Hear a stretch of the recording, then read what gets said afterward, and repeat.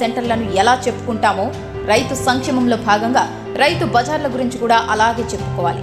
క్రీడా స్టేడియంలతో పాటు ప్రజల ఉల్లాసానికి పార్కులు కూడా అభివృద్ధి చేశారు. నీటి విలువను ప్రజలకు తెలియజేసిన ఇంకుడు గుంతలు కూడా చంద్రబాబు గారి విశిష్ట పాలనకు నిదర్శనాలే. హైదరాబాద్లోని ఔటర్ రింగ్ రోడ్, శంషాబాద్ అంతర్జాతీయ విమానాశ్రయం, ఎంఎంటీఎస్, మెట్రో రైల్ వంటి ప్రాజెక్టులు చంద్రబాబు గారి పాలనలోని ఊపిరి పోసుకున్నాయి. ఇక రాష్ట్ర విభజన తర్వాత 2014లో నవ్యాంధ్ర ముఖ్యమంత్రిగా బాధ్యతలు చేపట్టిన శ్రీ నారా చంద్రబాబు నాయుడు గారు ఆర్థిక కష్టాల్లో ఉన్న రాష్ట్రాన్ని అభివృద్ధి పథంలో నడిపిన తీరు నభూతో న భవిష్యత్తే. పట్టిసీమ, పోలవరం, ప్రజా రాజధాని, అమరావతి నిర్మాణాలు అన్ని సంచలనాలే. కియా వంటి పరిశ్రమలను తెచ్చి ఆంధ్రప్రదేశ్ రాష్ట్ర వ్యాప్తంగా నాటిన పారిశ్రామిక అభివృద్ధి బీజాలు అభివృద్ధి వికేంద్రీకరణకు, సంపద సృష్టికి తార్కాణాలు. అభివృద్ధికి బ్రాండ్ అంబాసిడర్ అనిపించుకున్న శ్రీ చంద్రబాబు నాయుడు గారే తనలోని మానవత్వాన్ని చాటుతూ సంచలన సంక్షేమ పథకాలను విజయవంతంగా అమలు చేశారు. పింఛన్ల విషయాన్నే తీసుకుంటే అన్న ఎన్టీఆర్ 1984లో 30 రూపాయల పింఛన్ ఇస్తే చంద్రబాబు గారు 1995లో మొదటిసారి ముఖ్యమంత్రి కాగానే 75 రూపాయలు చేశారు. అలాగే 2014లో 200 ఉన్న పింఛన్ని 5 ఏళ్లలో 2000 అంటే 10 రెట్లు పెంచారు. పింఛన్లను ఇవ్వడాన్ని ఒక సామాజిక బాధ్యతగా భావిస్తారు చంద్రబాబు. అలాగే పేదలకు కేవలం 5 రూపాయలతో రుచి, శుచి కలిగిన ఆహారాన్ని అన్న క్యాంటీన్ల ద్వారా అందించారు. ఆయన చేసిన రైతు రుణమాఫీ ఒక చరిత్ర. ప్రజలను సరైన ప్రగతి వైపు నడిపించాలంటే ఆ లీడర్కు ఒక విజన్ ఉండాలి.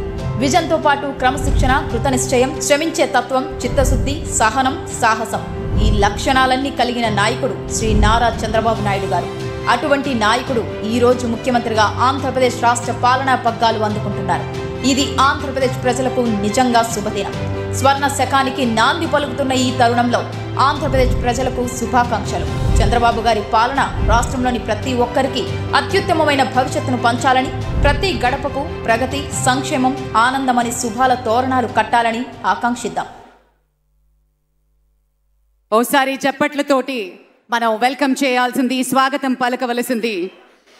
గత 10 ఏళ్లలో తనకంటూ ఒక ప్రత్యేకతను సంతరించుకున్నారు తండ్రికి తగ్గ తనయుడు.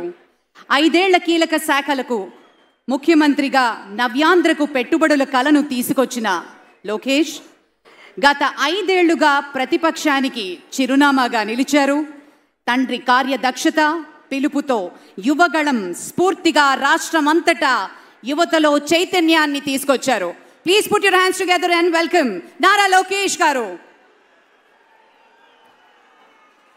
ఒక అకుంఠితమైనటువంటి దీక్ష ఉన్నప్పుడే, ఒక అద్వితీయమైనటువంటి స్ఫూర్తి ఉన్నప్పుడే 1000 మైళ్ళ దూరాన్ని ఒక్క అడుగుతో ప్రారంభించి యువగళాన్ని నెత్తిపెట్టుకొని భుజానికెత్తుకున్నటువంటి అనుసంధాన కార్యక్రమాలు అన్నింటినీ కలగలిపి విశేషమైనటువంటి రీతిలో ఈ రాష్ట్ర యువత ఎన్నెన్ని ఇబ్బందులు పడుతుందో అవన్నీ గమనించినటువంటి రీతిలో పొరుగు రాష్ట్రాన్ని చూసి మనమంతా ముక్కున వేలేసుకోవలసినటువంటి పరిస్థితి వస్తున్నటువంటి సందర్భాన్ని దృష్టిలోకి తెచ్చుకున్నటువంటి యువ నాయకుడు శ్రీ లోకేష్ బాబు ఒక ప్రేమమూర్తిగా ఇవాళ ప్రత్యేకమైనటువంటి ఆత్మీయ బంధంతో తండ్రి గారు శ్రీ నారా చంద్రబాబు నాయుడు గారి నుంచి పుణికిపుచ్చుకున్నటువంటి సంస్కార భావాలతోటి అత్యంత వినయంతో మానవ జీవన గమనాన్ని, గమ్యాన్ని నిర్దేశించినట్లుగా జీవితాన్ని కలగా కాదు ఒక కర్తవ్య నిర్వహణలా బోధ చేసేటువంటి రీతిలో ప్రతి వ్యక్తికి కూడా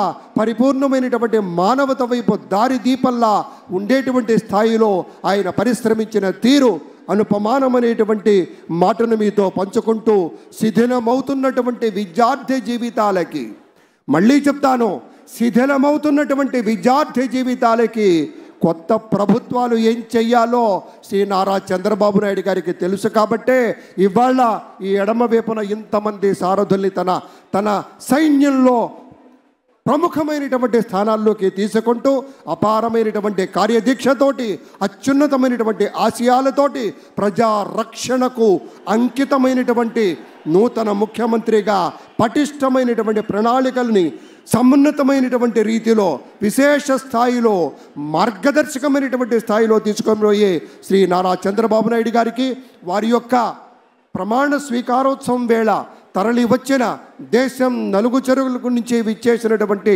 ఆయా నేతలకు, వివిధ రంగాల ప్రతినిధులకు, పెద్దలకు, ఇతర దేశాల ప్రతినిధులకు అందరికీ పేరు పేరున స్వాగతం చెప్తూ తెలుగువారి యొక్క ఘనకీర్తి ఎంతో ఎన్టీ రామారావు గారు ఆ రోజుల్లోనే చెప్పారు. పంచకట్టుటలోన ప్రపంచాన మునగాడు, కండువాలేనిదే గడప దాటని వాడు, పంచభక్ష్యాలు తన కంచాన వడ్డించ గోంగూర కోసమై లొట్టలేసేవాడు, ఎవడయ్య ఎవడు వాడు, ఇంకెవడు తెలుగువాడు అని చెప్పినటువంటి నాటి పద్యాన్ని తీసుకొని స్ఫూర్తిగా మన తెలుగు జాతి యొక్క ప్రాభవ వైభవాలకి దీటుగా ఇవాళ ఆ రోజున శ్రీ ఎన్టీఆర్, తర్వాత శ్రీ చంద్రబాబు నాయుడు గారు వారి యొక్క నేతృత్వంలో 4వసారి ముఖ్యమంత్రి అవుతున్నటువంటి ఆ పెద్దల యొక్క సారథ్యంలో పనిచేయడానికి ఇంతమంది సైన్యం సిద్ధంగా ఉంది. మనమంతా వారికి సహకరిస్తాం, వారు అందించేటువంటి ఫలాలని అందుకోబోతున్నాం అనేటువంటి మాటను కూడా మీతో గుర్తు చేస్తూ ఉన్నాం.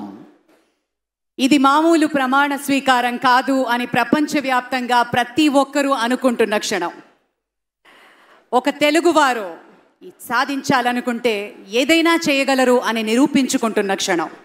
అతిరథ మహారథులు, వరల్డ్ కాన్సులేట్ జనరల్స్తో పాటు ప్రముఖ నటులు, భారతదేశం గర్వించదగ్గ నటులు, పద్మ విభూషణులు, సూపర్ స్టార్లు ఈ వేదిక మీద రావడం మనం నిజంగా ఎంత అదృష్టం చేసుకున్నాం అనిపిస్తుంది. ఒక్కసారి మనం చూసుకుంటే ఈ ప్రమాణ స్వీకార మహోత్సవం గజదళం, అశ్వదళం, అభిముఖం అన్న రేంజ్లో నభూతో నభవిష్యతి అనే విధంగా జరుపుకుంటున్న క్షణం. హృదయాన్ని మెత్తగా ఆత్మీయతతో స్పృశిస్తూ వెళుతున్నటువంటి అనుభూతి, ఒక పలకరించినటువంటి ఒక పవన వీచిక మన పవన్ కళ్యాణ్. ఒక ప్రేమమూర్తిగా చిరునవ్వులు పంచుతూరు ఆత్మీయ బంధాలతో కరచాలనం చేసినటువంటి అనుభూతి ఉంటుంది. వారు ప్రచారం కోసం వచ్చినప్పుడు ప్రతి యువత కూడా ఎగిరెగిరి ఎప్పుడెప్పుడు ఆయన్ని అందుకుందామా, ఆయన కరస్పర్శ తాకితే చాలు పులకించిపోతామనేటువంటి రీతిలో పనిచేసినటువంటి రోజులు గుర్తుకొస్తున్నాయి, పరిశ్రమించినటువంటి రోజులు గుర్తుకొస్తున్నాయి. శిథిలమయ్యేటువంటి నాటి రోజుల్ని పూర్తిగా భూస్థాపితం చేసుకొని ఇవాళ